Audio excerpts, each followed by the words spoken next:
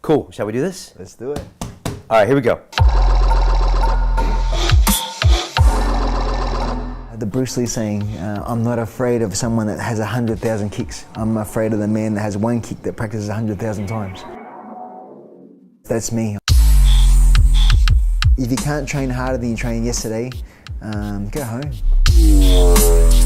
At the same time I started the movie Kickboxer with Van Damme came out. It was enough to inspire me to want to get to Thailand. You're going to Thailand, you're going to learn Muay Thai. You're not going holiday, you're going to the hell. I'm sleeping on a wooden floor. There was no couches, there was no luxuries, it was just you were there to eat, sleep and train. Seeing how hard I was working and fighting and winning, and they took me in as one of their own, yeah, I just became one of them. No matter how hurt or how much you're winning, this doesn't change. Even when you get cut, still emotionless. Just how many stitches have you had? 317. It was like a badge of honor. G'day, mate. Because giving up is worse than losing. Because then you got to live with yourself. Then you got the question marks for the rest of your career.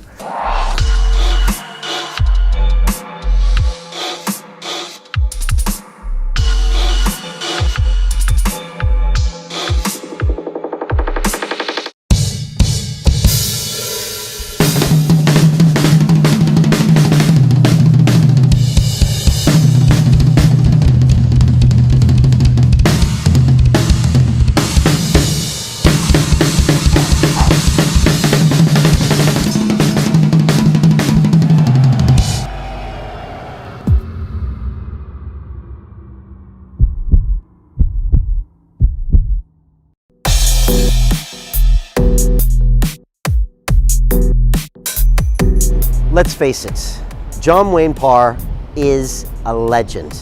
And when I first started training Muay Thai in London in the year 2003, I started seeing this white boy in the ring with all sorts of Thai fighters at the top of their game. And I finally started asking, who is that guy? Who is that guy? And he was really the very first Westerner that was embraced by the Thais and was taught their tricks, their intellectual property, if you will. They took him in as one of their own, and he spoke Thai. He lived like the Thais. He ate like the Thais. He became Thai, and they respected him as one of their own. It's the first time this really happened in history, and you can see it in his style. And he really has the heart of a champion. He really has the warrior spirit when he goes into the ring. And I was so honored to finally get to speak with John Wayne in our studio. Him and I have been trading emails for at least a year or two. And it was just so great to get him here, and the man is so humble. And at one point I asked, how can a man be so gracious and humble and yet be such a violent killer? And you know, that is what a lot of people don't understand about fighters. And I've been very fortunate to spend a lot of time with fighters over the years. And I always used to say, the most dangerous fighters have the most gentle handshakes because they have nothing to prove outside the ring. They get it all done inside the ring. And I think that is one of the lessons we learn about John Wayne. And when you get into your golden years like me, it's interesting to see a man talk about why it's important to keep doing what he's doing in a very vicious and violent sport that's full of young guys that will come and knock your block off.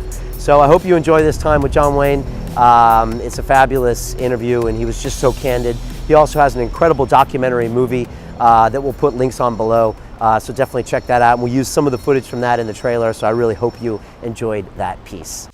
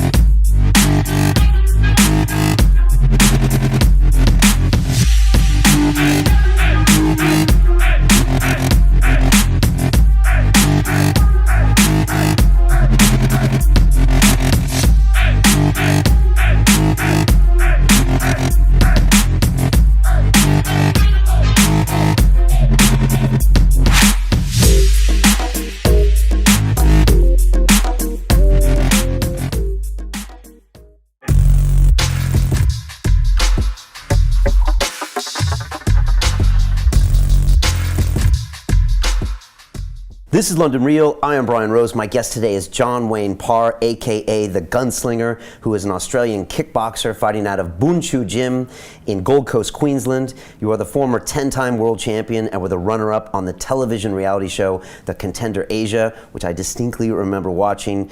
Wayne, welcome to London Real. Mate, thank you. Thank you for having me. This is amazing. This is very cool. Yeah, my pleasure to have you here. I know we were chatting like a year and a half ago. You kind of come through London. We missed it. So I've been really wanting to have you on for a long time. When I started training Thai boxing, like in kind of 02, 03, 04, 05, I was just learning about the sport, but like your name came up and you were like one of the few white guys that was talked about at the same class as some of the Thai fighters. And I was still green then, but I just remember you. Hey. And so thanks for being here. And also, you just had your 125th fight last week. Yes. You're 40 years old. Yes. You won. Yes. Congratulations. Yes, thank you.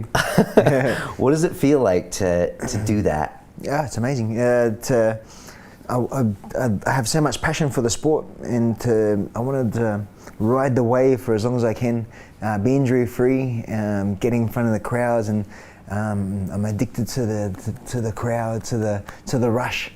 So to be injury-free and still be able to do what I do and still be able to compete with the top guys and win, it's I feel very blessed, very lucky.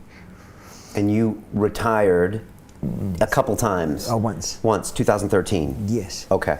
And did you really think that was it at the time? I think I just got stale. I run in the same run every day, doing the same pads. 25 years just exhaustion. I just needed a break, because I was got to the stage where it became a job. I lost the passion, but it was just work, and it's like, oh, the grass is greener on the other side, and maybe I'll do this or do this. And then once I had that little bit of a break, I realized going to the fights and watching my students fight and watching people scoring a knockout and seeing the enjoyment of someone winning, it's like, oh, I miss that feeling, I miss that rush. I can't sit back and watch this. I got to get back in there myself. So that drove me to get back into the gym and have a look at it from a different angle and remember why I was training and why I was fighting. And that's why I do it now. I don't do it because I have to do it. I do it because I want to do it. And I think I have more passion for my training now.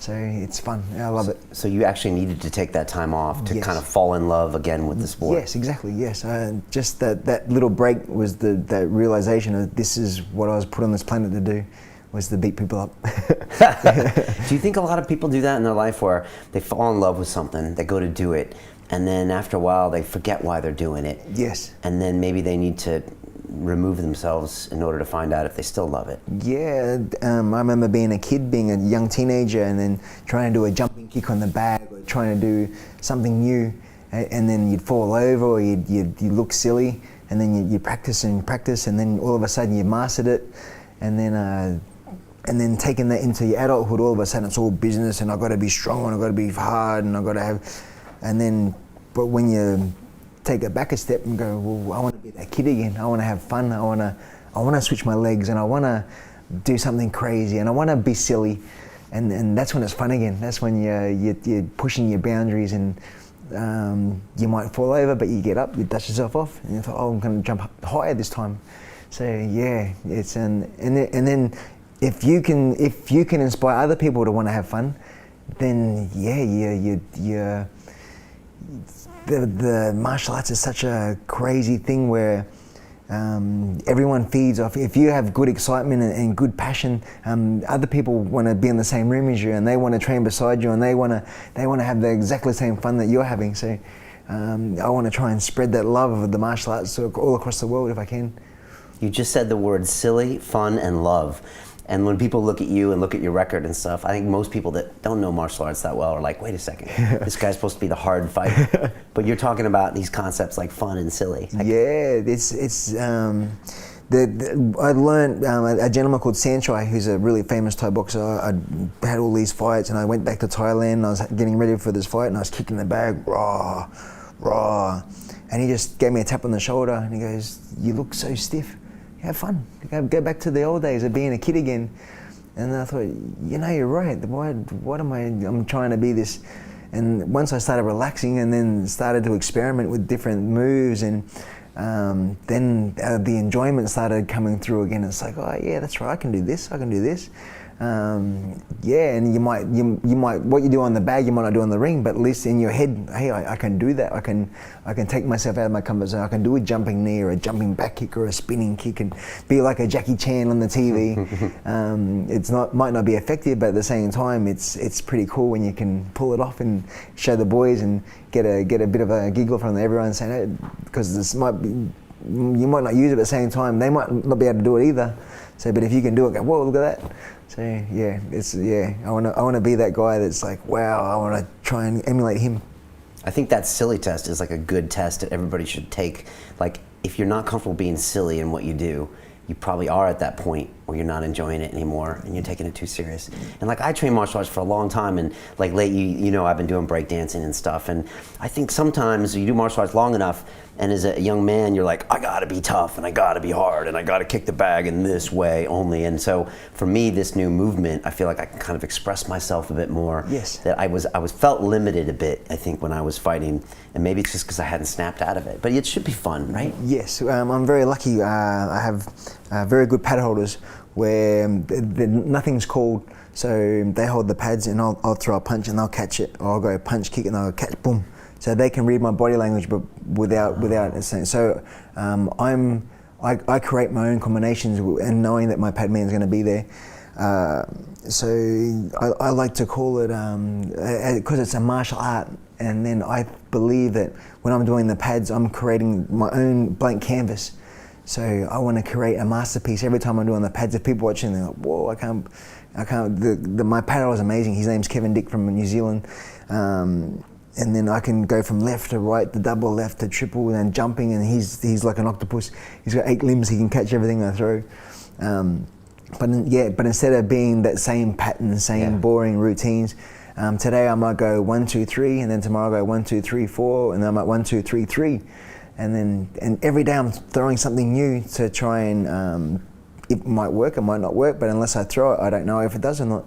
And then the more variations I can have in my combinations, the harder it is to be predictable. Right. And so you're painting a canvas even when you're training. Even when I'm training. Not even the fight. You're just playing around, doing this. How can I maximize as much power as possible from every single limb, and to have balance, that if I can do it once, I can flow into another left leg or straight into a knee or into an elbow, and then being at a safe range as well, where I can step away and not lose my balance. So yeah, it's like trying to be the gazelle, a violent gazelle. What do you think about this new change in a lot of fighters, where they're going after these movement coaches and movement people? Carlos Condit, Conor McGregor with Ido Portal that's been here. I know Ido, I've talked to him many times. You're an old school guy. You still run, I think, 20 kilometers a day. Yeah. You stick to the book. You're like, this is what worked in my many years in Thailand. This is what got me to be a champion 10 times. This is what I'm going to keep doing. Yes. What do you think, honestly, when you see guys doing lizard walks and on the rings and doing balancing on one leg? What are your thoughts? Amazing. I think every single person is a different individual. What works for some people might not work for others. I'm like you just mentioned, I'm very old school. So what worked for Thailand, I took that system and brought it back to Australia. And I'm winning fights, so I'm not in a hurry to change because my system's working. But I see other guys doing it, and there's nothing but pure strength. I'm actually jealous. You see Conor McGregor doing the muscle ups on the rings in the park, and just using their body weight. I think that's, even if they're not fighting, it's very impressive. So right, but you haven't played with anything like that. I've dabbled, but my main concentration is, instead of spending an hour exercising something else, I'd rather spend an hour perfecting my jab, or perfecting a round kick, or the Bruce Lee saying, I'm not afraid of someone that has 100,000 kicks. I'm afraid of the man that has one kick that practices 100,000 times. So that's me. I want to make sure that when I punch, every single thing is perfected with my body movement, my legs, so I want to hit someone. If they could stay hit, it'd be much appreciated. Stay hit. You said before, you see like a lot of the UFC training videos and stuff, and guys are flipping tires, and you're like, maybe they should be working on their jab. Yes. And maybe there's not enough attention really paid to the actual art of fighting. Yes. Yeah. There's. Yeah, a lot of guys they come out and they're with MMA, for example, they're Muay Thai fighters. But then once the bell rings, you look at their skills and it's like, not quite. Yeah. Because if you put that same guy in a Muay Thai ring against a Muay Thai champion, I don't think they'd do so well. So yeah, my thing is I can, without banging the tire and without doing this, if I can perfect my jab, so I got speed, power, balance, instead of wasting my time doing other things. It's like I can't be a swimming champion unless I'm in the pool every day. So if the same as the fighting, unless I'm fighting, that's the only way I'm going to perfect my techniques. Do you think you need to log like 10,000 hours doing a jab? Do you think you really need to put 5-10 years time into these techniques until they become perfect? Yeah, just if you pour your whole focus into everything. Yeah, if my goal is boxing, I just box. If I'm Muay Thai, I'm Muay Thaiing. I don't want to think outside. It's very, very selfish. You got to be just in that zone. So yeah. Say stick to your knitting. Yeah, I don't want to be a perfectionist. Banging a sledgehammer on a tire. That's not what I'm doing. I'm punching people in the face. So I want to be really good at punching people in the face, not banging a tire. If that makes sense. Yeah, it does. I want to get into your whole history of how you started fighting, and I want to hear about Thailand and how you were accepted there as a white boy from Australia to be, to be fighting in the Lumpini arena and all that good stuff. But I'm gonna ask you a question you probably hear all the time. You're 40. You said you love that cheer of the crowd. Yes. Is it like the best thing in life, that kind of a cheer? And will you continue pursuing that for the next few years? Yes. Yeah, it's my opportunity to shine in front of a crowd. I've been very fortunate to do the sport since I was 11 years old. It's a lot different to football because football, there's so many people in the field and you have to share that. But being a fighter, it's an individual sport. So if I don't perform, So I know if I fight my best of my ability, and then with the social media as well, you have a good fight and you perform really well and you do some crazy stuff in the ring and you get the winner or get the knockout. You turn your phone on after a fight and the phone's going crazy. You know you've done something right. So you're not going to get the same appreciation washing dishes or laying tiles and I want a legacy as well. I want to, at the end of the day, nobody lives forever. But if I can make my legacy live beyond my living years, then I've done something right as well. I want to have people look in 50 years' time saying, that guy from Australia, John Wayne, he and even though he's not here, he still inspires me to want to be a martial artist. So that's where I want to, I want my kids proud. I want my kids proud. Grandpa and Jono. But you're 40 years old, 125 fights, you just won. I mean, how much more of a legacy do you have to build? And aren't they already proud of you? Yeah, but I believe it's like the ever-ending Everest. You always want to commit to climbing that summit until you've reached the peak, and it's always out of reach. You just want to be immortal if possible. There's a gentleman called Raymond Dekkers who passed away 2 years ago, gentleman from Holland. He was the first white guy to beat the Thais, and he had, I think, close to 200 fights. And yeah, his legacy is just, his legacy will never die. He showed Westerners that we could fight the Thais and win and knock them out.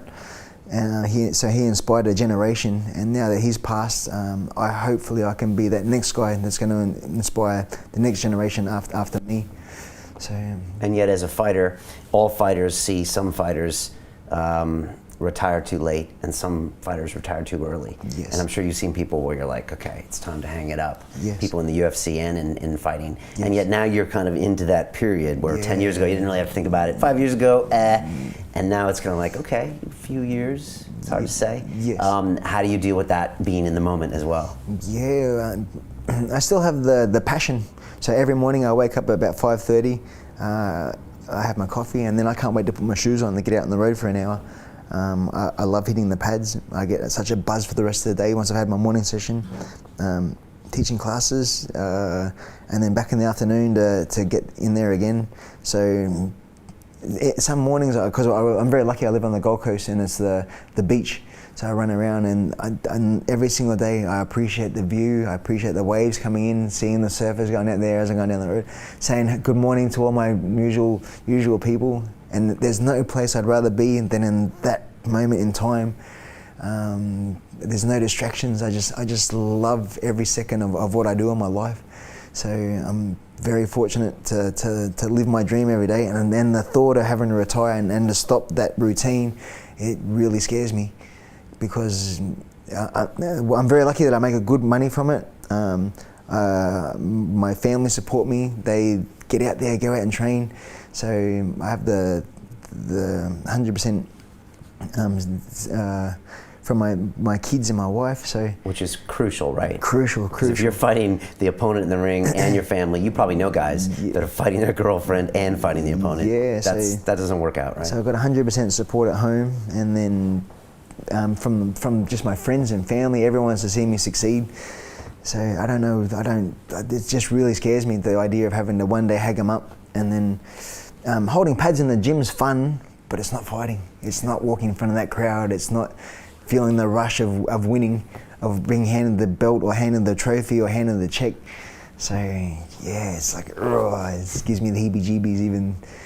I've retired once, and then I didn't like it. So this whole getting old, I don't like it at all.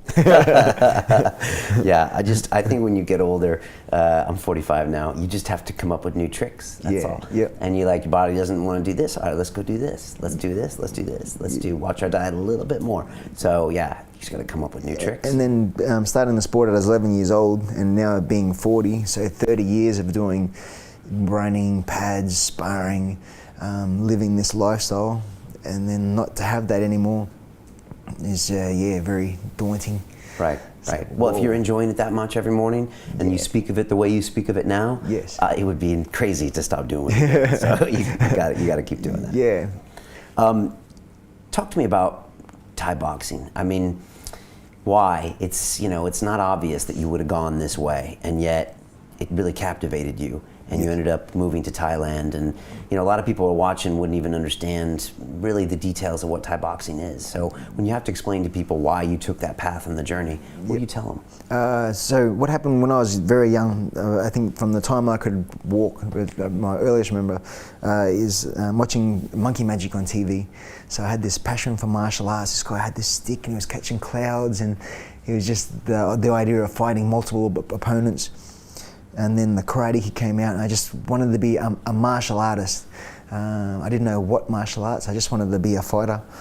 And then we moved to Brisbane, into the city, and there was a Taekwondo school only a few streets away, and it was the first time my parents gave me the freedom to, okay, you can walk there and make sure you come straight back after class, because it was a little bit 6:30, 7:30, a little bit dark. So I started Taekwondo, and I've got the uniform, and then I wanted to go to Korea and stand in line with everybody and do the katas and break boards, and I thought I was going to be a Taekwondo, hopefully one day get the Olympics. And then after about a year and a half, the Taekwondo school closed because they didn't have enough students, and I couldn't afford the rent. So there was 6 months in limbo. I was like, I want to be Taekwondo, Korea, how am I going to do this? And eventually kickboxing, they ended up moving into the same hall. I was like, kickboxing, it's not Taekwondo. I'll do this kickboxing, I'll give it a try. And then my first class is like, oh my God. It was like The Shining. It's like, oh my God, this is amazing. Why was it amazing compared to Taekwondo? All of a sudden we were punching, right. And then there's just had this whole new element where we were actually sparring people, and there was more contact and it was more vicious. And it suited me to a T. And then approximately the same time I started the movie Kickboxer with Van Damme came out, and he was this gentleman that goes to Thailand and fights the Thais, and it just opened up another. It's like now my whole focus was from Korea, now it's Thailand. And then was that movie foreshadowing your life? Yeah, I'd watch it 3, 4, 5 times a week for years. And then even though Van Damme was a karate guy and doing the jumpy stuff, it wasn't kickboxing, but it wasn't Thai boxing, but at the same time it was enough to inspire me to want to get to Thailand. So yeah, end up having all these fights, had about 13 fights. Got lucky enough to be sponsored by a gentleman who's a Thai man, Richard Vell. He's got a restaurant. He's seen me fight a few times, and you're a teenager now. I'm a teenager. Okay. I'd won the 2 belts. I won the Australian title at 17, and I won a South Pacific title at 19. A really hard fight. What made you so good at that point? If you look back and it was like, why were you winning those fights and no one else was? I think just the want of wanting to be somebody, and just having that passion, having that drive of wanting to be a champion, wanting to stand on top of the mountain and have. And probably for girls too. I think every guy does something to try and impress women. And is it that passion? Does that come out in the gym when you're training for weeks, or does it come out when you're in the 4th round and you want to go home and your shin hurts and your face hurts and you're like, no, yeah. I'm gonna win. Yeah, and then also back when I was a teenager too. Before I was just an annoying little boy. But then if a couple of kids from school would see me train, all of a sudden it's like, oh man, you're quite good at this. And then they'd have a newfound respect for me. I was like, all of a sudden I was a cool kid instead of being the rat bag kid. So it was a way of getting respect almost. Okay. And were you natural at it? Did it just fit your body type and fit everything? Yeah, okay. Yeah, that for sure. I was very lucky. I sparred the adults and I held my own with the adults, and then people put me on a little bit of a pedestal because I was a little bit better than everybody else. I picked up things very fast. Okay. And then even when in the Taekwondo, when I was 11, I was that kid at the back, and then you see the boy at the front, and they'd count to 10 in Korean, the next kid would count to 10. It's like, oh, I want to be that guy in the front. I want to be the one that's counting in Korean. I want to lead the star jumps or the push-ups, and then slowly work my way up until I was that #1 spot. So giving myself little drives to try and be the best possible person that I could be. So yeah. Okay. So you're 18. You got a couple belts. Yes. What happens next? So I won the South Pacific title. I went to visit Richard the next day. Took the belt in, and then I was so happy. And we sat down for lunch, and he goes, "Hey, last night was crazy. It was so good. I've got a question for you. Would you like to go to Thailand?" So I looked at him and said, "Oh yeah." He said, "I'll tell you what to do. If you can organise your passport, I'll do everything else. I'll organise your plane ticket, your camp, I'll do a little bit of this, I'll do that. You just got to organise your passport, but you got to promise me one thing. You got to stay 6 months. So many people go for 1 week, 2 weeks, you learn a little bit, you come home, then you forget about it. But if we go for 6 months, it'll be more ingrained in your system. Then you'll have a proper technique. If you go and you can't handle it and you come back before that 6 months, me and you are done. I'll disown you. But if you can stay 6 months, you make me the proudest man." It's like, sure, I can do that. You said you'll be sleeping on the floor, you'll be living like a dog. So I don't care. I want to be the best possible person. I'll sleep outside. All right. So got my passport. Went down. Hey, my passport's right. Come on, let's go. So he dragged me to the travel agent. We sat down. 6 month open ticket, please. And then about 2 weeks later, I was on the plane. And then 19. So his sister and the family were going over. Just happened to be in the same time. So we all caught the plane together, and then they drove me to the camp, and then they said goodbye and drove off. And then as I was left by myself, and everyone was speaking Thai. And the first 3 months I was sleeping with Richard's brother. So we walk up to the room, he said, "Oh, this is our room," and there's a double bed on the floor, the mattress. He said, "Okay, we're going to be sharing that for the," and it's like, oh wow. And he was a big set man too. And then so we stayed there for 3 months, and it was going okay, but I wasn't really getting the training and the fighting as much as I wanted to. It was more of a foreign area. And then luckily one of the superstars in Bangkok, he came to Australia to fight and had a really good fight, and met Richard, and Richard begged them if they'd take me into their camp. They said, "Oh, we don't take Westerners. No, Westerners we don't want to teach Westerners. They're the bad guys. We don't want to teach them our tricks. Please, please, please. He's a really good kid. You can have him for free. You can just take him." So after lots of begging and wishing, they said, oh, fine. So when they arrived back in Bangkok, they came and picked me up, took me to the camp, and then from that moment on, I was the only Westerner in that whole town. So, and a lot of people had never seen a Westerner before too, so the idea of me walking down the street, little kids would grab their parents and like, what's this? So this is like mid-90s. Yeah, this is 96. And the Thais weren't teaching any Westerners? No, there was only probably 2 camps in all of Thailand that were taking foreigners, because at that stage they didn't want to teach Westerners because they didn't want them to know their secrets. Otherwise, they were worried that in the future the Westerners would start beating the Thais. Okay. And for people that don't know, can you just give me a brief history of Thai boxing and why it's like a national sport? It's almost a national pastime in Thailand, and it comes from a deep history, and it's very seriously taken over there. Yeah. And I think as a martial art, like, it changed my life. You know, when I started training jiu-jitsu in 02, Thai boxing came closely after in 03 and 04, and I became obsessed with it, and I learned about it and practiced the elbows and practiced the knees, and anyone ever called me a kickboxer, I'd be like, I'm a Thai boxer. And, you know, I went to Thailand and it was amazing, but I don't think people understand how it is part of the culture, right? Yeah, back, I think it was Cambodia, I think they wanted to take over Thailand. So they had this big war, and then a lot of Thai soldiers were getting kidnapped. So there was one gentleman called Nakanom Dom.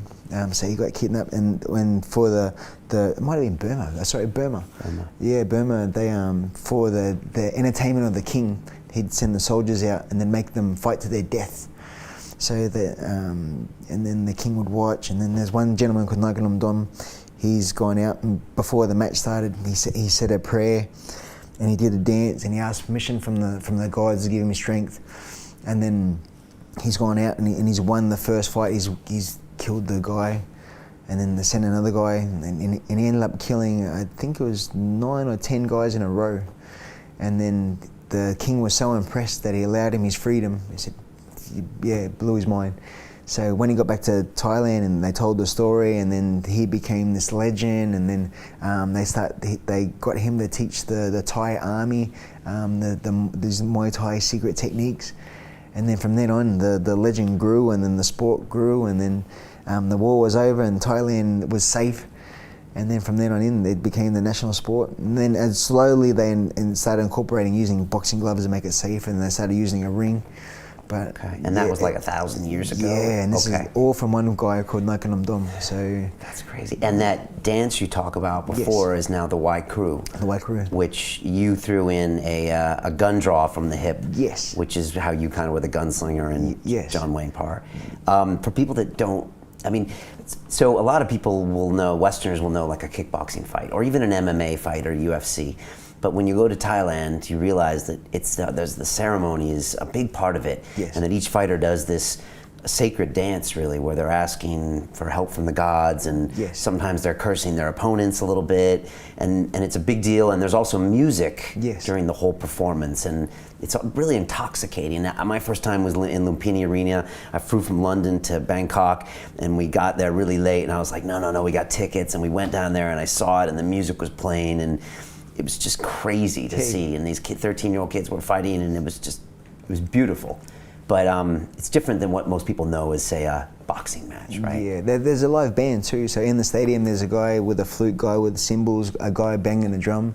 And they increase and slow down the tempo based on the fight? Can they dictate the tempo of the fight sometimes? They can pick it up in the 5th round because they're trying to get more action. Okay. But it's like a snake charmer with the flute. And same with the fighting. You don't even realize that you're going a little bit harder because you're hypnotized by the sounds. But it's got to the stage now where Thai boxing is almost like horse racing in Bangkok. The people aren't going to the stadiums to watch classical fights. It's all about betting. So every single person is their own bookmaker. So you can stand in the crowd, and after every round, you put your hand up and you show certain signals with your fingers, which indicates different odds. And then if you're waiting, you see all the different hands. and then you make eye contact and you talk to that person. Yep, you're gonna be way across the other side of the stadium. You can make your own book and you're in the middle of your own fight. You're not the bookmaker, the people in the crowd. Oh, right. So you can see how you're doing, like in round 2 and round 3. Pretty much. And then your trainer will tell you, you're winning. So it's very crazy. Do you like that or not like the betting? I like it, but at the same time, the scoring's a little bit crazy because you can lose 4 rounds, then come back in the last round, have a big last round, and still win and then let's pretend you're losing quite badly. You're 10 for 1, and it looks like you're gone. Then you come back in the last round, and you might knock the guy down 2 or 3 times, and now all of a sudden the odds have changed, and now you're 5 for 1. So whereas the traditional scoring, they score the 10-must system from every round, whereas Thailand's they have their own system. It's very hard to understand. It's very complicated. But so they don't score each round. They just score the end of the fight. They it's pretty much 3, 4, and 5 will tell you who's won. Okay. And then because you can still bet round 4, end of round 4, you can still put the money on, and then they can still turn it around. So if they did it round by round, you couldn't do that. So okay, so they keep it kind of exciting. Yeah. Okay. That was a great explanation. So all right, you change camps. This other camp takes you in, and now you've got a serious camp that's going to be maybe willing to teach you. Maybe. No, they were. And what happened? So Richard said, okay, you can have him for free. So which means they could make the money off your fights? Yeah. So what happens is I don't have to pay for gym fees. What happens now is I can stay at the camp for free. They're going to feed me twice a day, and then they're going to train me for free. The only thing is, every time that I fight, I give them 50% of my prize money. So they're thinking, okay, so the more we train you and the more that we show you and the better you become, the more fights that you win, the more money you make, the more money we profit. So yeah, and then what happened was I'd won my first 5 fights straight, and I was doing okay, but I was only making 1,000 baht, 2,000 baht. It was only $50 a fight, so there was nothing. And then I've came back to Australia for, I thought my 6 months was done. That was a cool trip. Now it's time to think about getting a career or washing dishes or doing something to pass the time. And then the camp rang my Thai sponsor, Richard, and they said, hey, look, that 5 fights, 5 wins, I think could potentially have a big future here in Thailand. Would you send him back again? So Richard rings me, hey, do you want to go back to Thailand? It's like, oh, yeah. He goes, this time, instead of 6 months, I want you to promise me 1 year. Yeah, really? Sounds like a great mentor, this guy. Yeah, real. Well, really yeah. pushing you. But if you come back after 6 months, 3, me and you are done again, it's like, I can handle a year, that's no worry. I can sleep on the floor, that was it. Oh yeah, I forgot to tell you. So my living conditions, I'm sleeping on a wooden floor, but my shower was a basin with a plastic container. So I'd use the plastic container, I'd wet myself, I'd use the soap, and I'd wet myself off, and the water just runs straight outside into the drain. For our toilet was a hole in the ground, like a porcelain hole in the ground, and then you have to squat over, which is normal. The only thing is no toilet paper. So you use the same plastic tub to pour into your hand to try and wipe off excess feces. and then for your toothbrush, so you have to use the same plastic container to pour the water into your hand so you can wash your mouth out after you brush your teeth. And then you're sharing this one plastic container with 10 other boxes as well. So and then when you eat on the floor as well. So everyone gets a plate of rice, and I'll put 4 or 5 different dishes in the center with the chicken or vegetables or fish, and then you sit in the center, and then you all eat at the same time. So instead of going, this is all mine, you go 1 spoonful at a time, and then it's like a community dinner. So there was no couches, there was no luxuries, it was just you were there to eat, sleep and train, and sometimes it was 7 days a week. So it was very tough. Hard training? Yeah, we'd do 3 hours in the morning and 3 to 3.5 hours in the afternoon. And then sometimes when I was 7 days a week, it was crazy. Sometimes they'd let us have the Sunday off. So, and then after a fight, you're allowed 7 days off. So I'd jump on a bus, I'd go to a patio or just to speak English and maybe have a hamburger. Because you hadn't spoken English in months. No, yeah. So at first I couldn't say a single word, and then I'd learn the Sawati cups and the bits and pieces, and then I started asking questions. I try and teach myself 5 words a day, and then once I started getting words, and then the Thais would send me on a quest to go to the shops and ask, I would like a bag of ice. And then I could change that to a bag of ice to something else, and then all of a sudden I could hold my own, and then all of a sudden I could hear the songs on the radio and I could start singing songs and watch the TV soap operas, and I was listening to the Thai movies. It's like, and then all of a sudden I became one. I was sleeping on the floor, eating on the floor, speaking Thai, fighting Thai boxing. And I think the Thais really, because I was the first really Westerner to be full-time in Bangkok. So when I go to the stadiums, the Thais pretty much seen how hard I was working and fighting and winning, and they took me in as one of their own. So after so many years, I just became one of them pretty much. And then it was pretty cool because after one of the big tournaments, the promoter presented me with this jacket, and it was I think I'm the only Westerner to receive this certain accolade, and it was like a thank you for becoming one of us, for not just being a fighter but for being a white Thai. Wow. So yeah, it was so humbling. It was so cool. What are the Thai people like? Like if you had to explain it to someone what Thai people are like, what the Thai culture is like, what is it? The Thais are the most friendliest, giving, amazing, generous people that you'll ever meet until you poke the bear.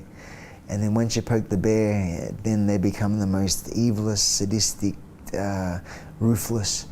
Don't make Thais angry. Yeah, there's certain customs that you should abide by, and then then if you're always polite and you're always Sawati, you're always a Y, but you never look down on them as a lot of Westerners. They used to drive me crazy because I felt like I was one of them, and then when I go to the Western areas, people would be rude, or just because they're coming from a first world country, speaking to they'll treat them like dirt, and but then the Thais would take it, and then once they would push them past that point, and Thais don't street fight, they shoot, they stab, they bottle, they iron bar, and they fight in, they look after their own. So it's so very. You don't get the pleasure of a street fight. No. Okay. No. That's for. Well, look at their sport. national sport. Their national sport's fighting. Right. So and then it's I learned very fast that everyone's my friend, and and then I was lucky too because the being Buddhist. It doesn't matter if you're the king of Thailand or if you're the janitor. I'm going to speak to you exactly the same way. I'm not upper class, or we're the same. So I learned that very early. That there's And is it the Buddhism you think that just keeps everybody kind of in that zone, in that gelled zone? Because I noticed that as well. Like nobody honks their horn in Bangkok, and the traffic's so bad, but there's this general calmness there. It's all about karma. It's all about if I'm a good guy, hopefully good things will happen to me in the future. Okay. But if I'm that guy that's things come. But don't cross them, and things come back. Did you ever have to get cross with some Westerners and say you got to stop that or you got to cool that off? I politely asked. I'll tell you a story. So there was one time there was these Westerners walking through the city. It was probably 12 at night. They had these outdoor restaurants. And I was with my Thai friends, and one of them was a police officer. And what happens, he would go and clock on, but then he'd come and hang out with us because there was no real structure where he had to be anywhere. And he's in his uniform, and we're drinking whiskey. And these foreigners just come out of nowhere, and they walk on the streets and hi. And I think they were Dutch. So they come and sit down with us, and they were talking, and then we're sharing the whiskeys. And then for some reason, one of the Westerners leaned over, and he touched the policeman's head. And I don't know if you know Thai culture, but their head's very sacred. You never touch their heads. And then we're talking and joking, and about 30 minutes had passed. And then this the policeman was just sipping on his drink, but not saying anything, and he looked quite angry. And then out of nowhere, he whispered to me, tell the Dutch guy there that if he touches my head again, I'm gonna shoot him here on the spot. Like he sat on it for half an hour before he finally released the just boiling. And it's like, mate, just want to let you know. Yeah, it's just crazy how instead of just sitting there and then he let it just build and he couldn't handle it anymore. So yeah, they're very crazy people. Right. Yeah. But it can kind of boil underneath the surface, and then when it comes out, it gets ugly. Yes. Because they're humans at the end of the day. Yeah. Human nature. Some things will come out. So. Yes. Okay, so you trained at this camp. You spent a year here now. What happened at the end of that, and what was your kind of greatest moment in Thailand? So luckily, well, not luckily. So I've had one of my fights. So I've gone to Pattaya for a week, and I've come back, and then what had happened? All the other boxers had ran away. Because they have this thing where a lot of mafia is involved, and sometimes they want to help influence guys losing so they can bet on the other guy. So one of the fighters, he must have started spending money, and then the boss is like, where are you getting this money from? If I find out that you're getting paid under the table to do something that you shouldn't do, you're probably gonna wish you were probably not want to die. So this kid's freaked out, and then he's talked all the other fighters into running away with him that night. So I've come back, and then there was only the trainers, a pad holder, and the superstar that was at the camp. His name was Sang Tenoy. He's nicknamed the Deadly Kisser. So I was like, where is everyone? Oh, all the fighters ran away. So that they had the superstar and myself to survive on. So they need to make me as good as I could to try and make as much money, because there's only two of us making income for like a whole family now. So now the superstar, he's fighting the best of the best. So he needs a boxing partner, a grappling partner, a sparring partner, and there was no one else in the camp besides me to help getting fit. So I was thrown under the bus almost to grapple and spar. And let's say, for instance, we're boxing sparring, we put the 18-ounce gloves on, and we're going for it and doing about 80%, and then the Sang Ten would just stop. He just sort of give me half a shove. He said, if you're not going 100%, don't waste my time. Either get out or let's go. And then it's like, okay. So I was like 100%. And then every single day, I was that guy. It's like, in Thai, you could hear him say, why are you here? If you're not going to give 100, why? If you can't train harder than you trained yesterday, go home. Continue watching this fascinating conversation for free by clicking on the link below to visit our website, learn from the best minds in the world, and connect with a community of passionate people building the best versions of themselves. Just click on the link below, and I'll see you on the inside. If you have a gut feeling, follow your gut. Yeah, it's a gut feeling for a reason. When you think of the word successful, who comes to mind? George St. Pierre.